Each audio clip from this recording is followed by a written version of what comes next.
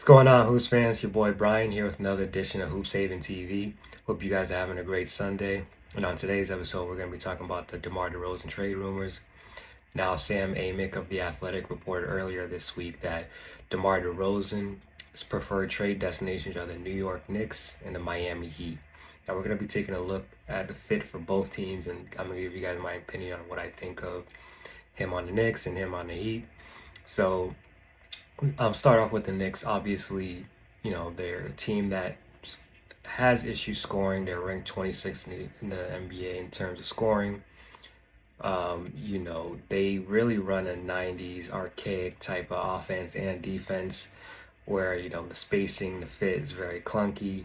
On the defensive end, they, feature Mitch Robinson, who's really a rim protecting big. Can't really stretch the floor. It doesn't really give you much offensively. Like I mentioned, poor spacing, and they really lack scoring. So obviously, DeMar DeRozan, a guy who can get buckets, who can fill up the stat sheet. Obviously, he would help them tremendously, especially with a guy like Quentin Grimes, who's really struggling right now. A lot of hype from the organization and from the fan base, thinking that Quentin Grimes is supposed to be the next big deal. I've heard ridiculous comparisons to Quentin Grimes and Klay Thompson and Allen Houston. That I just don't see that. So there's a lot of trade rumors right now. People saying he may be going to the Knicks. Obviously, it's one of his preferred destinations. As far as the fit, I wouldn't do it. I wouldn't like that fit for the Knicks, only because, as I mentioned, their roster right now is very clunky, poor spacing.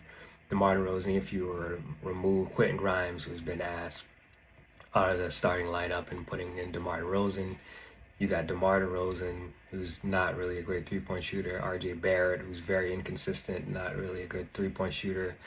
Julius Randle's not really consistent three-point shooter. Mitch can't really shoot at all. That just really makes the offense just more even clunky and just horrible spacing. So I wouldn't really do that fit, although he can help in terms of scoring.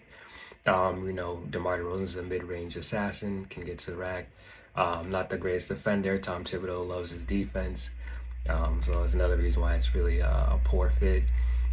Yes, he could help them in terms of scoring a little bit, even though the spacing is clunky just because of his scoring prowess. But, in the playoffs when, the floor is shrunk and the pace is much slower, I just really see them struggling to score even with DeMar DeRozan. And I don't think DeMar DeRozan really helps their situation because at the end of the day, they'll still just be a second-round team. I don't think it really advances them.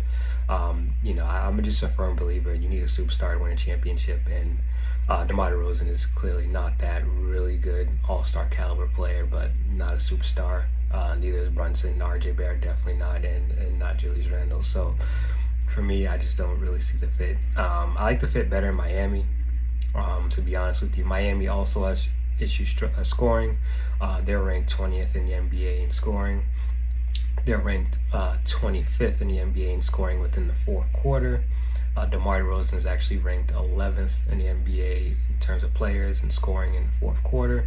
So he obviously helps them out with that. Although for them, I still don't see them as a championship contender, even with DeMar DeRozan, just for the same exact reason. Jimmy Butler, I think is a really solid all-star caliber player, but highly overrated. I don't think he's a superstar in the least bit. Borderline star, but more of, I think, just an all-star caliber player in my opinion. So, they're still not going to be a championship contender. Even when they make it to the finals, I don't take them seriously as a threat to win it all. Didn't when they went in the bubble against the Lakers. I definitely didn't last season against Denver. Knew they weren't going to win that. So at the end of the day, it won't make them a championship contender, but as far as fit, I think it helps them. Jimmy Butler, DeMar DeRozan, you got Tyler Hero coming off the bench, then you have Bam Adebayo. I think they'll be a formidable team. Could it possibly help them get to the finals again? Maybe. Boston looks really good this year. KP is the only question mark as far as scoring. As far as being healthy. But the Milwaukee Bucks, they're looking better lately, but I still have my reservations with them just because of the whole Chris Middleton thing. Like I said, he's ass and he's washed. So at the end of the day, for me, I do think it's a better fit. He helps them with their fourth quarter scoring, helps them with their overall scoring. And even though the fit may not be the greatest, it might be a little clunky like the Knicks just because Jimmy Butler isn't really a great shooter and you have DeMar DeRozan. I think the difference with them and the Knicks is they have better coaching. Eric Spoelstra, arguably, you can make the argument that he's the best coach in the NBA. I'm confident he'll figure out a way to make it work. And they also have other guys on the team that can spread the floor. So I'm not really worried as far as from that perspective. He's a vet. He have great culture. So I think they'll make it fit. But does it make them a championship contender? No. But between two teams, I think the fit for the Miami Heat with DeMar DeRozan is far better than the fit with the Knicks. But at the end of the day, both teams aren't ready to win a championship until they get that quote unquote superstar. Let me know what you guys think. Where is he a better fit, with the Knicks, with the Heat, maybe another team that we didn't discuss? As always, stay blessed, and I'll catch you guys next time.